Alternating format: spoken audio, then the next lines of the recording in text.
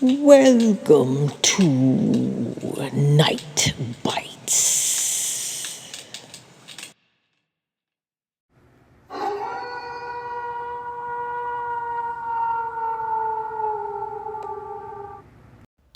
Hello, everyone. Hello. I wanted to drop in with this archive edition of Soul Shift. This was recorded created and recorded in 2019. It was started as a 2-sentence horror story, like I kind of tell later on in this clip. But it brought in the fresh first beginnings of Claudius and the West End Coven that I've been posting on YouTube and on the podcast every month as our Night Bite story. So I wanted you to have the very first story that I always keep alluding to, how Claudius came to be, how melancholy came about, and now who is Matthias, that has come up in our December Night Bite story. So I hope you enjoy this sensual, sweet channeling.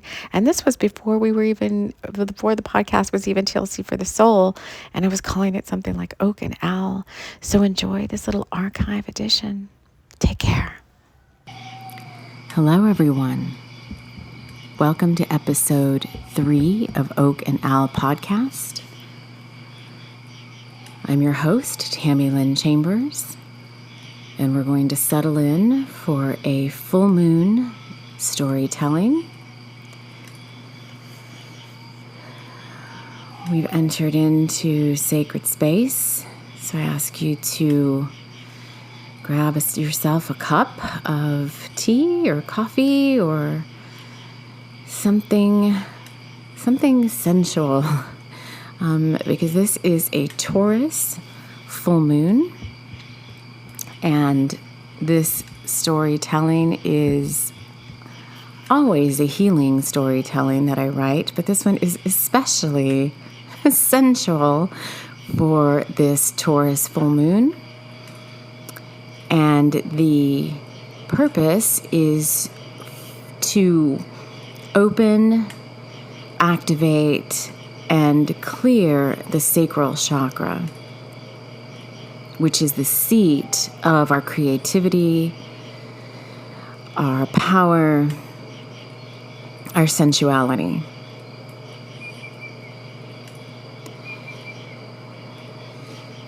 So right now, I'm inviting in our guides to surround us in their love and their light, and blanketed all of us in a blanket of white light, and tangerine aura crystals are all around us.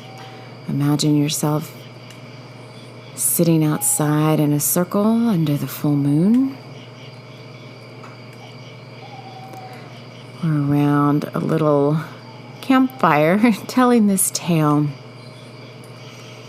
which is quite different from episode 2, which you would have thought, this tale's a little spooky and sensual, and you would have thought that I would have told that for Samhain and Halloween. But episode 2, Blind Faith, wanted to be told at that time.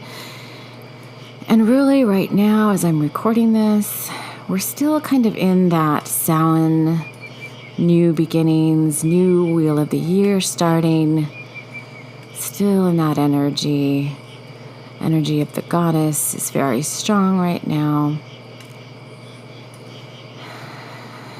And I feel like the energy of Cernunnos very strongly, which many of you will resonate with as well. So in this case, I will also tell you to let the emotions take over, but they may be quite different emotions, may stir a little fire down below, which is a good thing. That's what we need to spark our creativity, to keep us motivated. And we are by nature passionate, kind of central, sultry creatures. And so in this tale, I'll be taking you to the creatures of the night. I always hear I always hear that. I don't know if any of you guys, I'm dating myself. So the movie Fright Night from the 80s, where it's like, Fright Night, is kind of how I envision this episode a little bit. That movie was kind of scary, but it was a little bit campy and kind of funny at the same time. But this episode also, while there's a little bit of darkness to it, also in all of my storytelling, in all of my books, in all the work I do, we always come back to the light. We always come back to God and to Source and to that angelic energy that surrounds us. And for those of you that work with a guardian angel, it's our guardian spirits surrounding us, as they do now, as we get into this story. So just relax for a moment. And this story is called Soul Shift. And just to give you a background of who is in the story, we have Matthias. It's a young man. Angelina, his fiancée. We have Claudius, who I will keep a surprise. And we have Melancholy, who's also going to be a surprise. So this is a post-Samhain party that Matthias has been invited to by his best friend Clark. And the party's kind of indoors and outdoors. We're not really clear on who is kind of running this party, but there's all manner of people in costume, not in costume. The atmosphere is very sultry and somewhat sexual. Almost like anything can happen at this party if you want it to.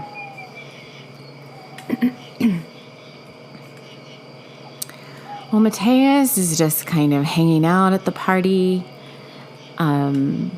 He is there alone because Angelina, his fiancée, they just had a fight about what cereal he was going to buy for her morning breakfast.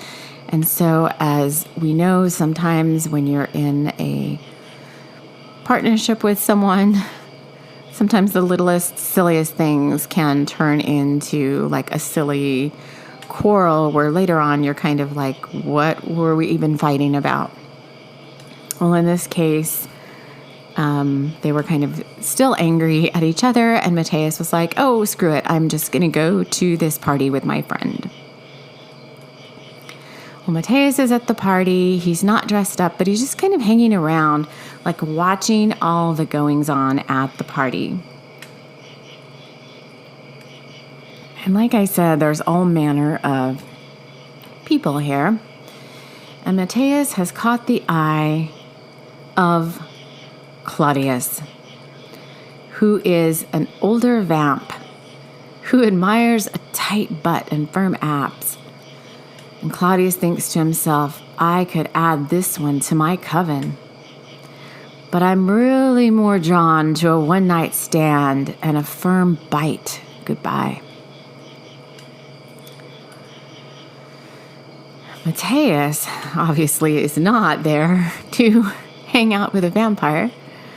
And he's thinking to himself, like, well, there's plenty of other good women around if Angelina and I can't get along. But across the room, with the sound system blasting a song called Get Your Love, he sees someone watching him. So Matthias sees Claudius watching him from across the room. And then suddenly, see any good movies lately? Claudius is now behind him, whispering in his ear. Matthias laughs, a little drunk from the party punch, which is spiked with absinthe. then Claudius is in front of him. "I don't normally do this," he lied. "Want to go out back for a smoke?" "Sure, what you smoking?" Matthias asked, because he could really go for a long drag of anything rolled right now. "Oh, something you've never tried before. It's from my homeland." Claudius and Matthias go out back, and Claudius lights a cigar filled with Transylvanian sage, with a little dirt from his coffin thrown in for good measure. Well, you can understand and feel that in no time, Matthias is delirious with lust, but not the mortal kind. "It's just too easy this way," Claudius thinks, as he grips Matthias's arm and leads him out under the full moon. As Matthias is giving in to the moon's aura, Claudius catches him in a passionate embrace and, teeth to the wind, bites Matthias hard on the neck. "What did you do that for?" But bloodlust-satiated Claudius was gone. And what seemed like a second had really been 10 minutes, and Matthias's neck was painful from the bite. He sure felt lightheaded now. Too much to drive. Well, this lustful scene had not been so private. Melancholy, Claudius's latest turn, had been watching from the shadows. She appeared in front of Matthias now, knowing Claudius would not return for seconds. "Want to go for a ride?" she asked Matthias quite innocently. But absinthe-laced, sage-smoked, newly bitten Matthias had a hard-on for love, or so he thought, and Melancholy was looking quite sensual, so he accepted. She led him to her motorcycle, and in minutes they were on the coast highway and out to Seal Beach.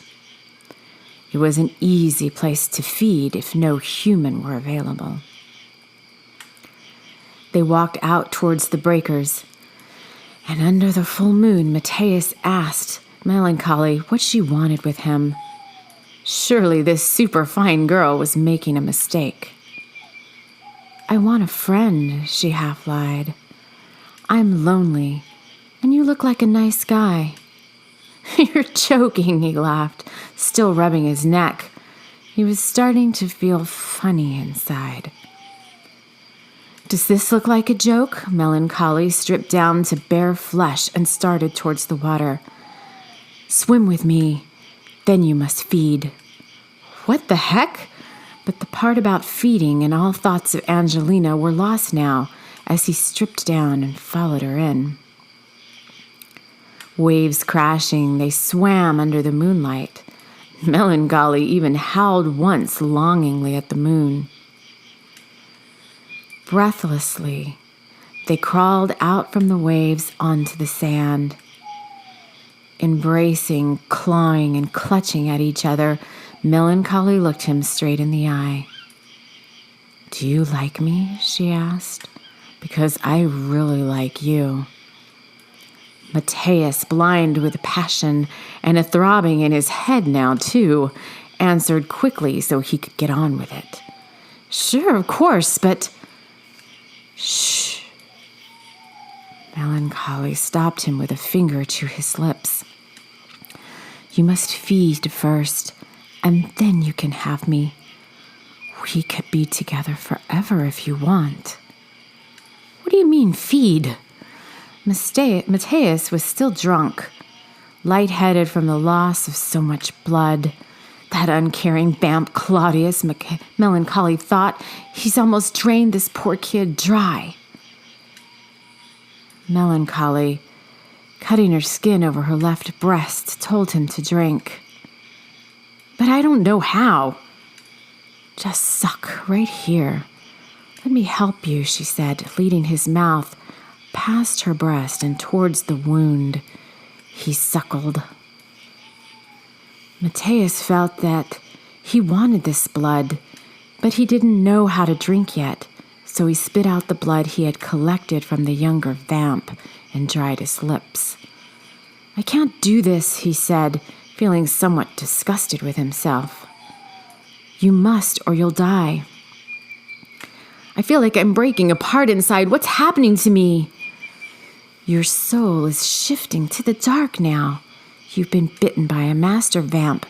You can never go back now." "But I've got a fiancé and a great life. What do you mean I can never go back?" "Well, there is one way, but it's a once-in-a-million chance. You must drink the blood of an angel." "I don't know any angels. I guess I'm doomed. Take me home, please. I guess it's all over for me," he said, terrified of what that really meant. "And how could you drink an angel's blood anyway? They don't live in the real world." "If I must," Melancholy said, sad about losing her new friend.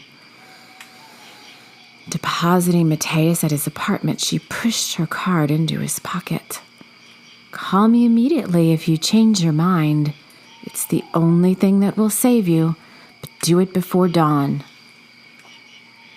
Matthias, dejected and weak, went upstairs to his apartment.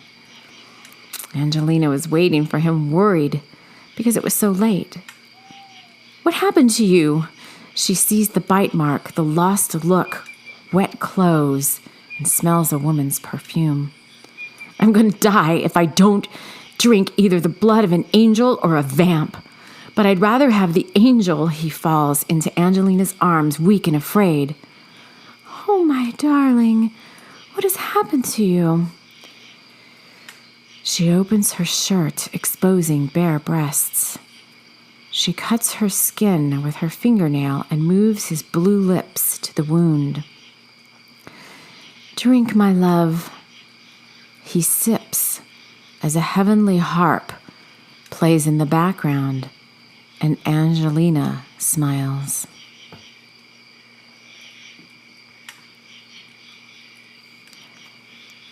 So that story, for some reason, is making me laugh.